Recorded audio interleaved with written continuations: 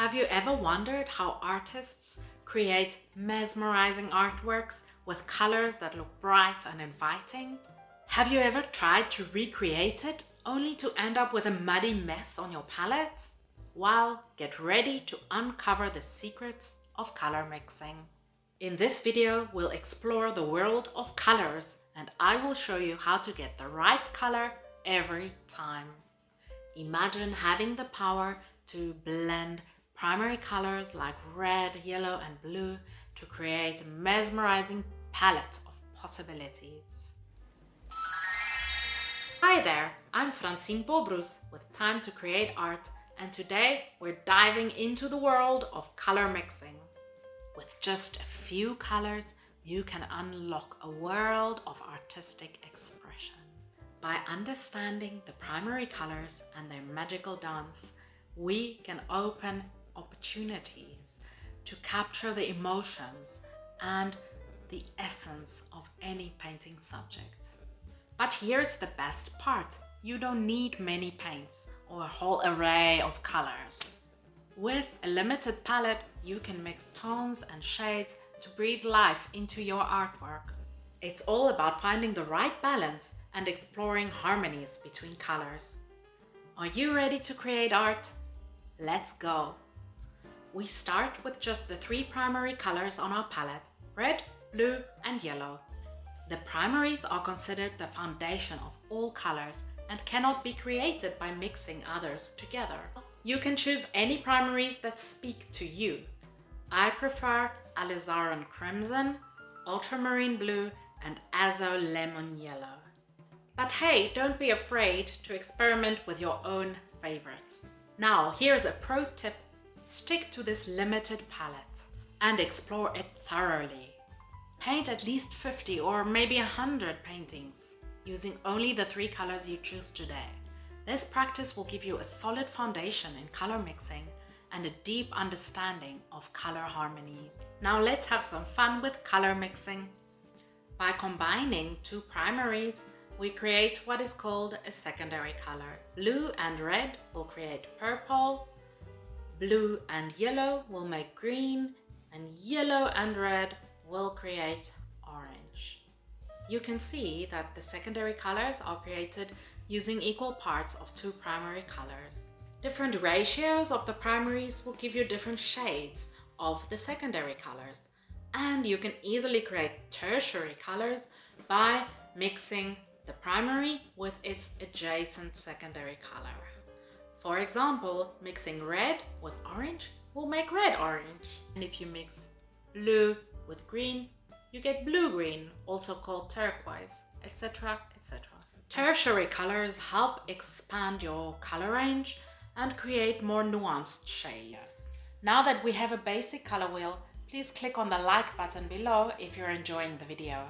And in the meantime, I will expand on what we mean when we say warm or cold colors. Understanding the difference between cool and warm colors is a fundamental aspect of color mixing, and it can greatly enhance the emotional impact of your artwork. Warm colors like reds, oranges and yellows evoke a sense of coziness or vitality or energy. Reds, with their strong presence, symbolize passion, love or power. Oranges radiate warmth and enthusiasm, whilst yellows create a sense of happiness, optimism and brightness. Incorporating warm colors into your artwork can create a dynamic and lively atmosphere. It will draw the viewer's attention with a sense of energy. On the other hand, cool colors like blues, purples and greens are associated with tranquility and can really have a soothing effect on the viewer. Blues, like the ocean or the sky, create a sense of introspection or tranquility and depth. Greens, like in landscapes, will create a sense of harmony, freshness and growth. Purples, with their blend of warm and cool qualities, can be mysterious, thought-provoking or regal. By incorporating cool colors into your artwork, you can create a sense of serenity or of tranquility, inviting the viewer in to spend more time. Understanding the interplay between warm and cool colors can help you to intentionally manipulate your audience's emotional response. The ability to effectively use warm and cool colors not only adds visual interest to your paintings, but it also helps you to communicate your intended message. But we're not stopping there. Let's take a look at neutrals. Many artists really struggle to mix neutrals, but don't worry, I'll keep it simple. Neutrals are created when we mix colors that are opposite of each other on the color wheel. For example, red and green will produce a neutral tone. Blue and orange will also create a neutral, as do purple and yellow. Now here's the fascinating part. All of these neutrals have the same thing in common: red, yellow, and blue. The primaries. That's right, every neutral is a combination of the three primaries. All you need to do is find the correct proportions. Adjusting the neutral tones can be tricky and it takes some practice. Look at your neutral and decide, what does it need more of? Does it need more red? Does it need more blue? Or does it need more yellow? And take it from there. I really recommend to get some canvas pad and cheap paints and just practice your neutrals. These colors on opposite ends of the color wheel are called complementary colors. They are used, as you saw, to create neutrals, but you can also use them next to each other on the same painting. When used together, they create a vibrant contrast that will make your painting pop. For example, red and green, blue and orange, purple and yellow are complementary pairs. Experimenting with these complementaries can add excitement to your painting. Once you are able to mix secondaries, tertiaries and neutrals and you understand your color wheel, then it's time to move on to use different color harmonies. Color harmonies are combinations of colors that are pleasing to the eye and they create a sense of harmony in your painting. Experimenting with harmonies will create depth and interest in your paintings. I will now discuss the three most popular color harmony schemes. Firstly, monochromatic. Monochromatic color harmonies focus on different tints, shades, and tones of a single color. It creates a calm and peaceful feeling in your artwork. By playing with the lightness and darkness and intensity of one color, you create a sense of simplicity and harmony in a painting. This is a painting I did many years ago that uses only reds. Analogous color harmonies are all about using colors that are right next to each other on the color wheel. They work well together and create a smooth and pleasing effect. Here you can see an example of a painting I made using only blue, blue-green and green. You can also, for example, make a painting that is only orange and yellow when you use analogous color harmonies. Analogous colors will give your painting a flowing and natural look. Triadic color harmonies involve choosing three colors that are evenly spaced on the color wheel.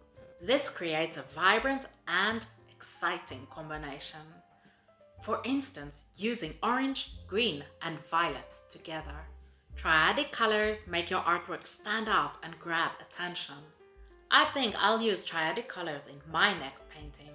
By understanding these color harmonies, you can add depth and beauty to your artwork. They help you convey emotions, make certain parts of your artwork pop, and make everything visually pleasing. Remember, these harmonies are like tools to guide you. They're not strict rules.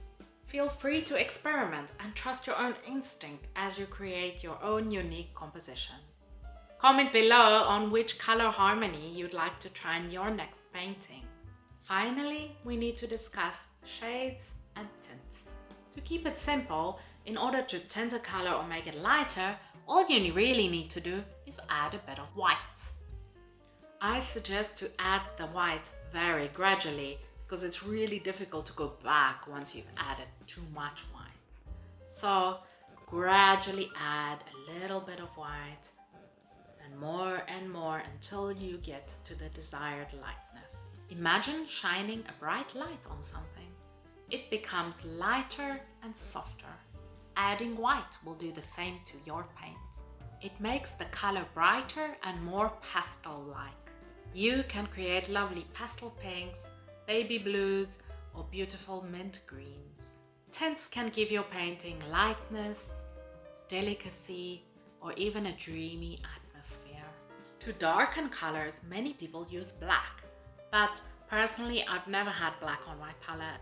I just don't like the way that black interacts with other colors, so I find it's always better to find an alternative to black. So to create a darker shade of any color, I just add a little bit of its complementary color. Just like wearing sunglasses makes everything a bit darker, adding a dark complement to a color will make it darker. This gives the color a deeper, more mysterious feel. By using shades, you can create contrast, shadows, or make your painting more dramatic. So in cases where the complement is lighter than the color, I use the color adjacent to my color to darken it. So for example, when I try to darken blue, I will use purple. Both shades and tints can bring life to your artwork. By using shades, you create depth and shadows, making your artwork seem more three-dimensional. Tints, on the other hand, make your artwork feel vibrant, airy, and full of light. Lastly, I want to really encourage you to experiment. Buy some cheap paints and canvas pads and just have some fun. When it comes to color mixing, practice and experimentation is super important. The more you practice, the better you get. By experimenting, you get to play around and see what happens. Each experiment is a stepping stone to understanding color better. As you practice and experiment, you will also develop your own unique palette. Just like a chef has their own special mix of spices, you can create your own signature mix of colors. So, master the basics, experiment, and let your creativity soar. And there you have it. Now you know everything you need to know about color. Please subscribe and ring the notification bell. Until next time, keep exploring, keep experimenting, and keep creating art. Click here, you know you want to.